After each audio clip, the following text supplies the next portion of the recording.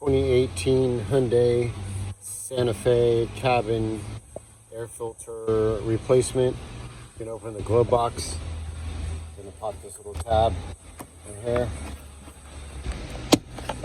off, and then right here, and a little knob.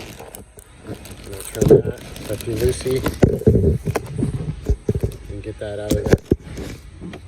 Right there.